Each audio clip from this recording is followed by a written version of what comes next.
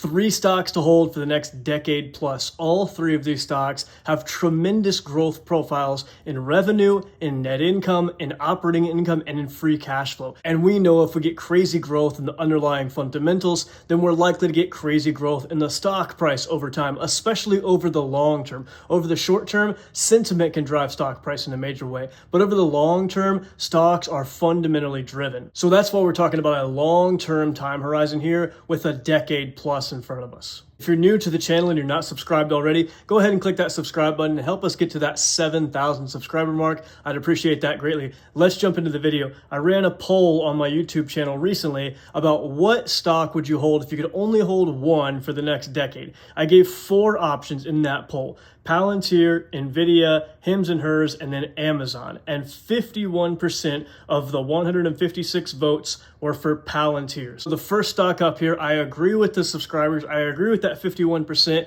is going to be Palantir stock. Over the next decade, we're likely to see insane growth with Palantir. Palantir is a stock we're up over 10x on. In the past year alone, it's up 470%. And in the past 5 years, it's up 1,334% as of recording this video. So we've already seen tons of growth with Palantir, but would you believe me if I said we are just getting started? And one aspect of Palantir's business specifically that's really just getting started is the commercial side. So if you don't know, Palantir has 2 main arms. They have their government side and they have their commercial side. With the government side for now being the majority of where their revenue is coming from at 487 million, while the commercial side is bringing in 397 million. That's in the most recent quarter. But the growth specifically in the US is way higher on the commercial side than it is on the government side. Both are extremely respectable, but right now US commercial growth is 71% in the most recent quarter, while US government growth is up 45% in the most recent quarter. Both of those US growth numbers are absolutely ridiculous, but over time that US commercial revenue is going to overtake the US government revenue, and commercial revenue overall will be the majority of Palantir's revenue. The 3 main products that Palantir sells are 3 different platforms: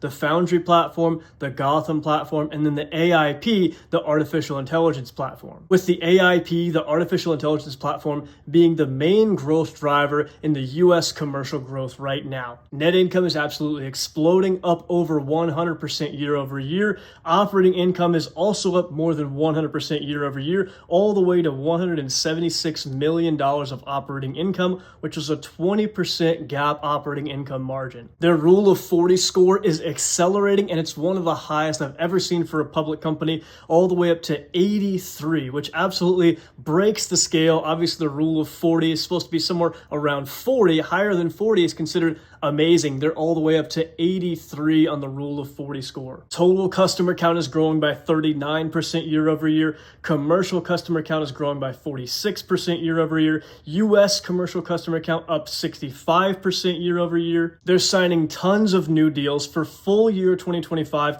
they expect at least 68% growth in the US commercial side, with revenue of $1.178 billion at least for the year. Very soon, Palantir will be doing over $1 billion per quarter in revenue, and that number is not slowing down anytime soon. The runway of growth they have in front of them with AIP, Foundry, Gotham, Apollo, FedStar, and any other new products they launch over the next decade is absolutely ridiculous. This is one of those companies that can change the way we think about technology forever. When we look back at the 2020s and the 2030s, I do expect Palantir to be one of those decade-defining companies for the 2020s and for the 2030s, with their ability to empower higher-level decision-making inside of government agencies and inside of companies inside the private sector. Now, the second stock up here to hold for the next decade is very different than Palantir. But the way the valuation is looking, I think we might get a better total return with this stock than we will with Palantir over the next 10 years, believe it or not.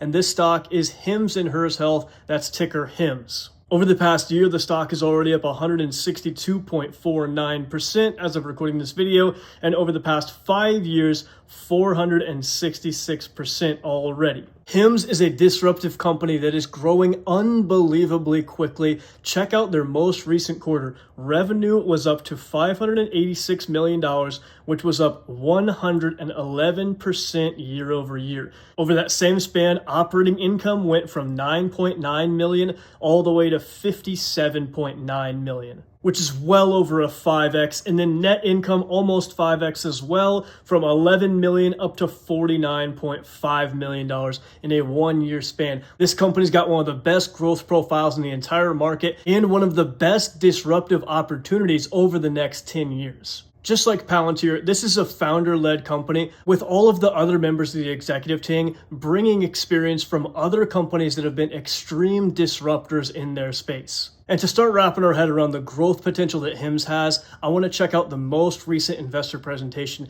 They said they believe they have the ability to help over 100 million customers across the specialties they serve. Right now, they have 2.4 million customers. They believe they could get to 100 million customers. That's over a 41x in just customer count alone. And based on the amount of market share they've been able to steal over the past 5 years from their competitors, I don't think they're crazy for saying that. Check out these numbers right here. Compared to 5 different competitors, in 2020, their share of total customers was 10%. Then in 2021, up to 13%. 2022, 23%. 2023, 33.7%. 2024, all the way up to 47.5%. And then compared to those same 5 companies, total percentage of sales went from 6.8 up to 11.7, then 23.5, 36.3, and then all the way up to 47.3 in 2024. They are stealing market share like crazy in all 4 of their main categories: sexual health, skin health, mental health, weight loss, with more and more product offerings coming each and every year. In 2025,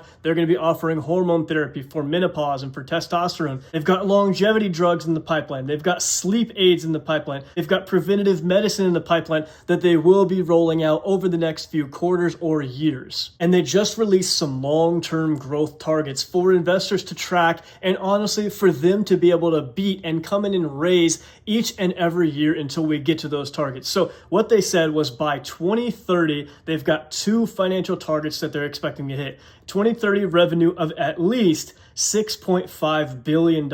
And now, if we slap a 7 price to sales on this company, which is roughly where it's trading right now, and pretty much where Novo Nordisk trades on a regular year, about a 7 price to sales, that would mean that we get a 45.5 roughly billion-dollar market cap, which is over 3.5 times higher of their roughly $12.5 billion market cap as of today of recording this video. So over the next 5 years, much less the next decade, we see at least a 3.5x in this share price. Over the next 10 years, it's really hard to say where Hims can take it over the next 10 years, but it's going to be well over that 3.5x. And to be honest, I think this $6.5 billion of revenue in 2030 is way sandbagged. I think they'll be well above that, well into the $7 billions and potentially even the $8 billion range in 2030 as it relates to revenue. And they expect over a 7x in adjusted EBITDA by the year 2030 in comparison to the year 2024. In 2024, they had $177 million of adjusted EBITDA. Now they say they're expecting $1.3 billion at least of adjusted EBITDA in 2030. That's over a 7x, like I said. So we've got revenue exploding, we've got net income exploding, we've got operating income exploding, we've got adjusted EBITDA exploding. They expect more than a 3x in terms of revenue over the next 5 years, over a 7x in adjusted EBITDA over the next 5 years. And they're gaining market share faster than any of their competitors. This is absolutely one of the best set up disruptive companies in the entire stock market over the next decade. Now, the last stock up here is a fintech stock, and it's one I've made many videos about over the life of my channel, and that is Sofi. Sofi is up about 100% over the last 12 months, and it's up over 224% from the lows in late 2022. One of the things that makes me so bullish about this company is that anytime there's a bear case brought up, and it's a legitimate bear case with SoFi, they are able to pivot in whatever direction they need to in order to stay as one of the highest growth companies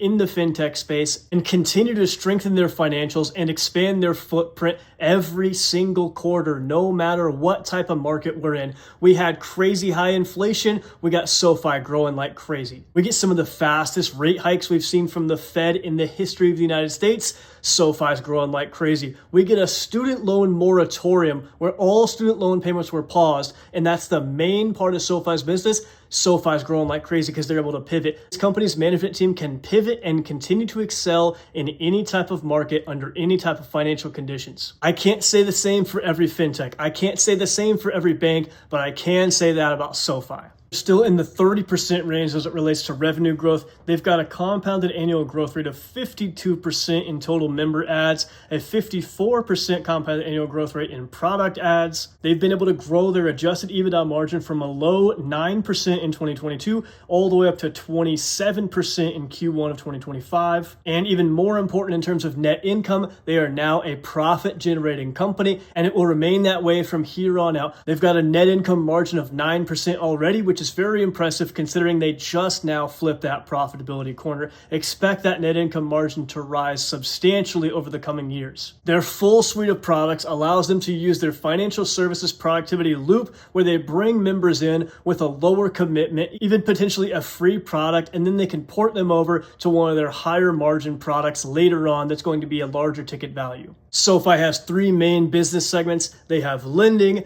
they have the tech platform, and they have the financial services segment. Tech platform growth and margins have been the weakest lately, with lending being in the middle and financial services by a wide margin being the strongest segment they have. And really, this is the major area for growth that they have, specifically as a fintech company. Net revenue for the financial services segment has increased in a one-year span from 151 million all the way to 303 million. And the capital light fee-based revenue has increased from 31 million all the way to 130 million in a one-year span. And that has led the contribution profit and contribution margin to absolutely explode over that span. Contribution profit 1 year ago was $37 million from the financial services segment. Now it's all the way up to a staggering $148 million in Q1 of 2025, representing a 49% contribution margin from the financial services segment. And a lot of this has been on the back of their most recent pivot, which was to the loan platform business. Anthony Noto, the CEO, recently said that they cannot service all the loan demand that they have. We do have 4 great loans. We try to provide the fastest place to apply and the lowest interest rates. We have more demand for our loans than we can fulfill ourselves. So some portion we'll do ourselves and some portion we'll do on behalf of third party. So the loan platform business is really a fee-based business where we leverage our origination platform, our marketing platform, our servicing platform to underwrite loans for other people like Blue Owl and Fortress. Well, that's what I was going to say. So you did this, explain though, because I don't know if everyone knows. You did this deal with Blue Owl, which is one of the big credit providers in the country, for worth about $5 billion, right? How does that work? Yeah, the way it works is they contract with us for a specific type of credit they want underwritten. We go out and generate demand for that underlying loan. We then fulfill that loan, and they take the loan away from us within a couple of days. So it's very capital light. We don't retain any credit risk, and we don't retain any capital requirements. It's something that we're doing on their behalf that we would not otherwise do for ourselves, either because we don't want that level of volume or that credit box. We actually turn down in a year over $100 billion of loan volume. We only fulfill about $20 billion ourselves.